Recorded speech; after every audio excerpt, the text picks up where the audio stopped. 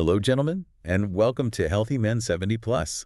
I'm Emily Johnson, your health and wellness coach. And I'm Robert Miller, your senior men's health specialist. We're so glad you're joining us today. We really are. We're doing a deep dive today that, honestly, could really transform your daily comfort and quality of life. Today, we're going to unpack something, well, truly surprising.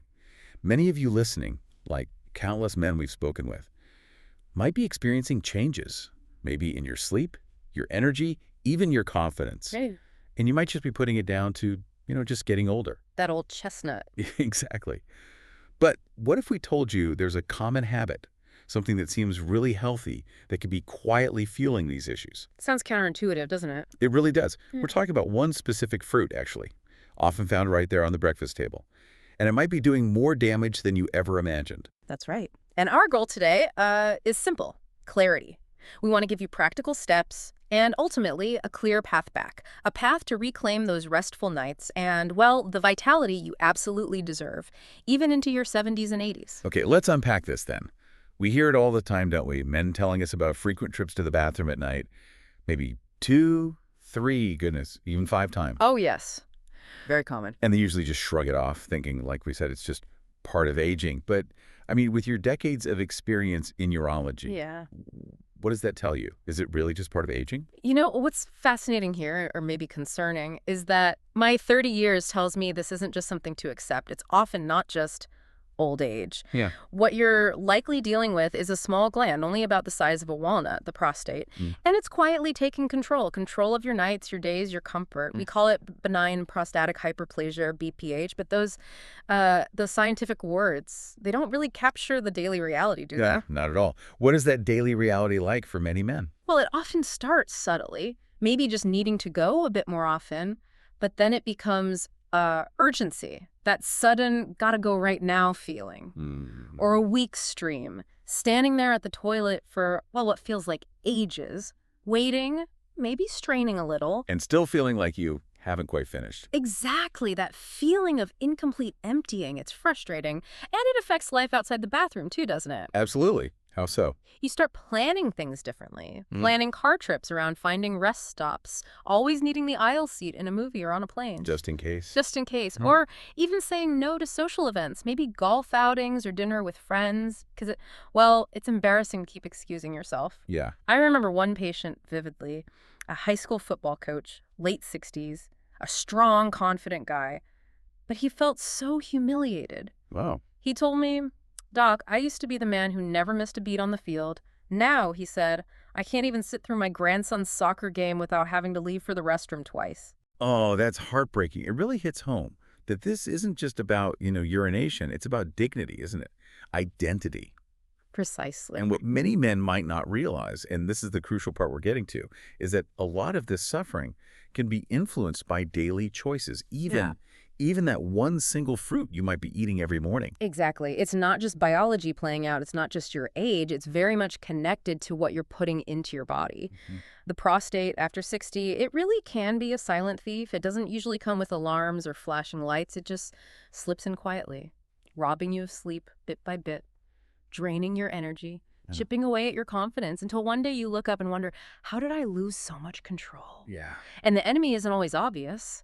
Sometimes it's hiding in plain sight, something you think is good for you. So let's talk about that. This breakfast trap you mentioned. Right. What does this actually mean for our listeners? You're hinting at something we think is beneficial. Well, this raises a really important question, especially for men over 60. For years, decades even, we've been told fruit is nature's perfect food, right? Absolutely. And many of my patients, they proudly start their mornings with, say, half a grapefruit. They believe it's cleansing, good for the heart, maybe helps with weight loss. Yeah, it's marketed that way. It is. But here's the thing I've seen over and over in practice. For men over 60, particularly those dealing with BPH symptoms, grapefruit. Well, grapefruit is often not your friend. Okay. Why? Why grapefruit specifically? What's happening there? There are two main reasons, and they're quite significant. First, there's the medication interference. Think about it. By the time we hit our 60s, 70s, many of us are on at least one medication, right? Yeah. Often for blood pressure, cholesterol, maybe diabetes. Very common, yes. Well, grapefruit contains compounds that block a specific enzyme in your liver. This enzyme, CYP3A4, its job is to break down many common medications. So grapefruit stops it from working properly. Essentially, yes, it blocks the enzyme. So the medications aren't broken down as they should be. They build up in your system to higher levels, more concentrated levels. Okay, I see. And this isn't harmless. That higher concentration can lead to increased side effects, sure, but also inflammation, extra stress on your organs. And yes, it can significantly aggravate your prostate symptoms, make them worse. Wow. So you think you're having a healthy breakfast, but it could be making your medication work differently or even dangerously. In a way, yes, it's amplifying the medication's presence, which in turn can worsen the prostate issues. But that's only part one of the story. There's more. There's more. The second issue is hormonal disruption. Hormonal. How does grapefruit affect hormones? Grapefruit contains certain compounds, things like naringenin, that can interfere with how your body metabolizes hormones. Specifically in men, this can lead towards lower testosterone levels and relatively higher estrogen levels. That doesn't sound good for prostate health. It's not. That kind of hormonal imbalance is often described as, well, like pouring fuel on the fire for prostate growth, for BPH. So it hits you from two angles. Messing with medications and disrupting hormones. Precisely. It's a double whammy for many men over 60. I think of a patient, Frank, 71. He was getting up maybe 6 times a night, utterly exhausted. 6 times. I can't imagine. He'd stopped traveling, avoided evenings out. He was doing all the right things. He thought salads, avoided red meat, walked every day. Right. When I suggested grapefruit might be playing a role, he ate half of one every single morning. His eyes just widened. He said, "Doctor, all these years I thought I was being healthy. You're telling me I was actually hurting myself." That moment of shock must be so powerful. Realizing something so ordinary, so seemingly good, could be contributing so much. It really is, and it highlights how these two factors, the medication impact and the hormonal shifts, can combine to create, well, a perfect storm for prostate enlargement and worsening symptoms. And when men stop eating it, have you seen real changes? Oh, absolutely. It's often quite remarkable. Men who cut out grapefruit frequently report significant improvements. Fewer nightly bathroom trips is usually the first thing they notice. Better sleep then. Much better sleep, which leads to more energy during the day. Sometimes their wives will even comment, he seems less irritable or he's more like his old self. These are real transformations. Okay, so we've covered the science, the medication interaction, the hormonal aspect. Yeah. But let's talk about the feeling side of it. Beyond the physical symptoms, what does it feel like to live like that? What's the true emotional cost? That's such an important question because it goes way beyond just the physical inconvenience. It's often about a quiet sense of humiliation, feeling like you're a prisoner in your own body, dictated by your bladder. I remember another man, George, 73, he told me he actually dreaded evenings. His wife would be relaxing, maybe watching TV, and he'd just be sitting there, tense, already planning his next trip to the bathroom. Constantly preoccupied. Exactly. He said, "Doc, I feel like I can't even be present with her anymore. My mind is always somewhere else, on his bladder." That's incredibly sad. It affects relationships too then. Profoundly. And it leads to the shrinking world we talked about. You start mapping out gas stations before a drive. You constantly excuse yourself at dinner or on a plane, feeling self-conscious. Yeah. And then maybe you just start avoiding things altogether. You turn down invitations. You stop traveling. You give up hobbies you used to love. Because it's just easier than dealing with the hassle and potential embarrassment. Precisely. And that shrinking of your life, your world, Right. it can lead to real loneliness, deep frustration, sometimes even depression. It's not just a physical issue. No, clearly not. I had a retired engineer, a very sharp man, tell me once, "Doctor, I feel like less of a man." His broken sleep, the constant anxiety about needing the bathroom, it created distance with his wife. It shows how this tiny walnut-sized gland can actually put up a wall between two people who love each other. So it's really not trivial at all.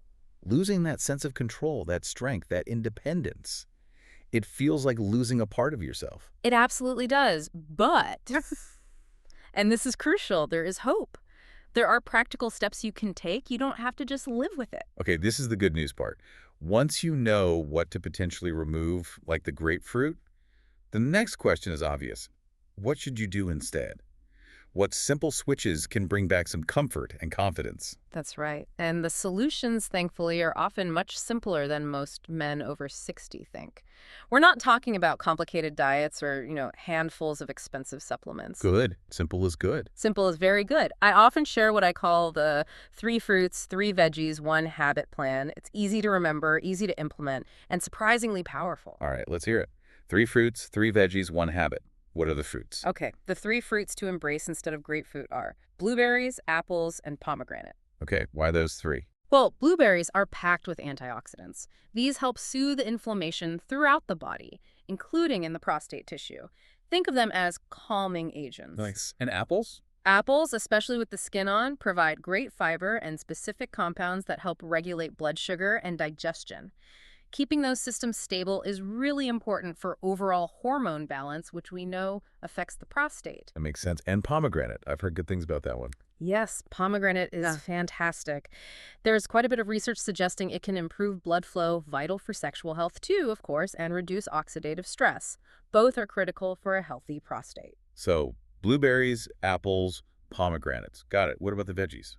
For vegetables, I strongly recommend focusing on broccoli, cauliflower, and Brussels sprouts. These are all cruciferous vegetables. Ah, the cruciferous family. Why are they so good? They contain unique compounds, things like indoles and sulforaphane.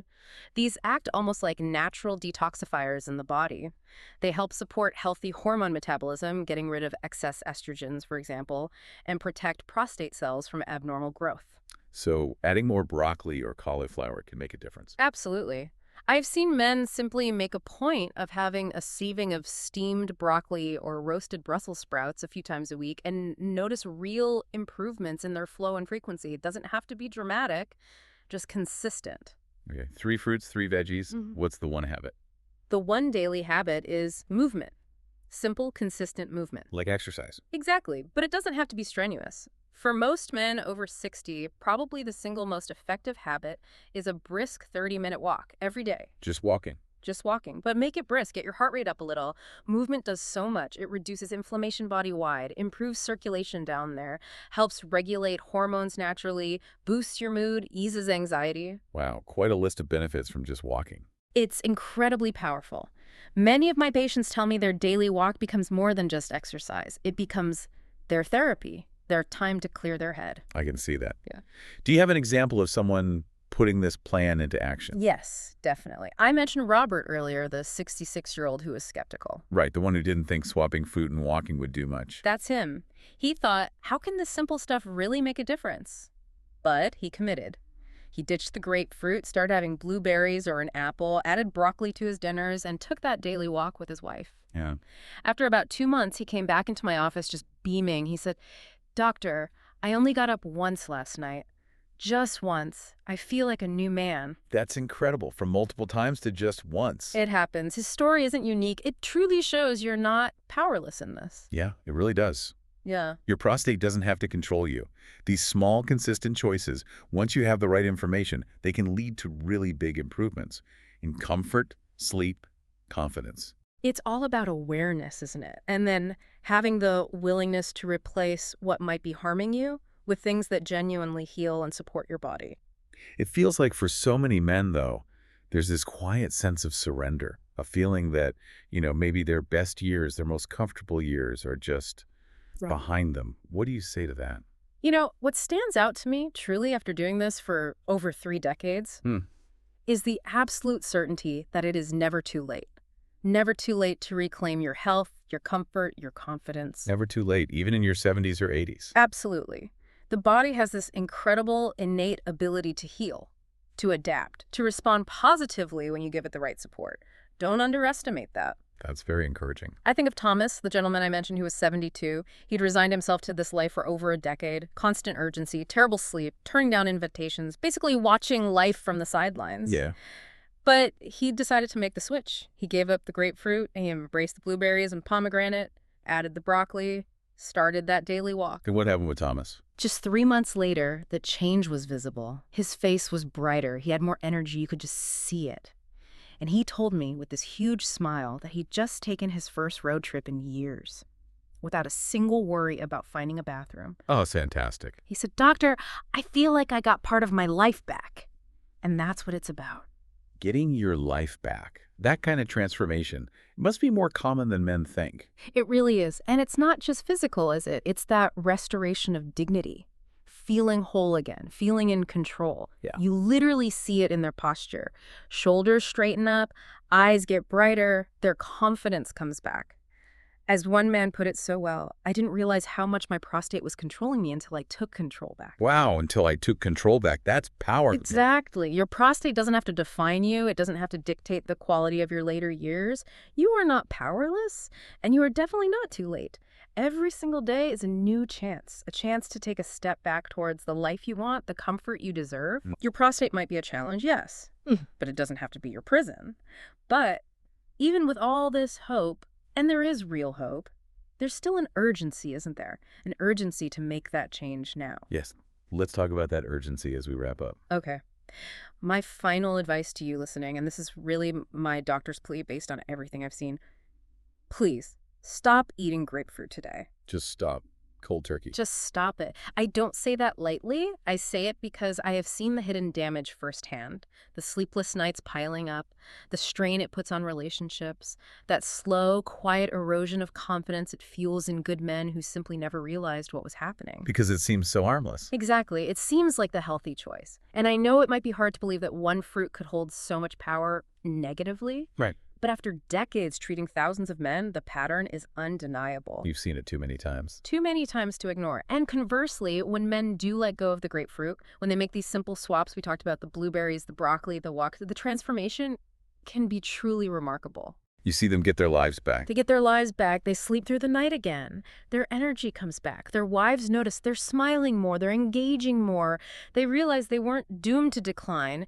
They were just, in a way, fighting the wrong battle. Unknowingly feeding the problem. I'll never forget Daniel, 69 years old. After he found relief by making these changes, he looked at me and honestly, there were tears in his eyes. He just said, "Doctor, I wish I had known this sooner. I could have spared myself years of misery." Years of misery. That's why we're having this conversation today, isn't it? Precisely. To help men avoid that regret. Don't wait until hindsight teaches you what you could have changed right now. You have the power. You can take control. And maybe it starts with something as simple as what you put on your breakfast plate tomorrow morning. Every day you choose differently is a step toward reclaiming your nights, reclaiming your energy, reclaiming your intimacy and your confidence. So well put. Gentlemen, listen. You deserve peace. You deserve strength. You deserve intimacy. You deserve the joy of living fully, truly fully, at every single age. Your prostate does not define you. Your choices do. Take the knowledge. Yes. Take this knowledge we've shared. Take the warning about grapefruit seriously. But also, please take the hope, because it is absolutely, truly never too late to take back your life. Thank you so much for sharing all that insight and those powerful stories.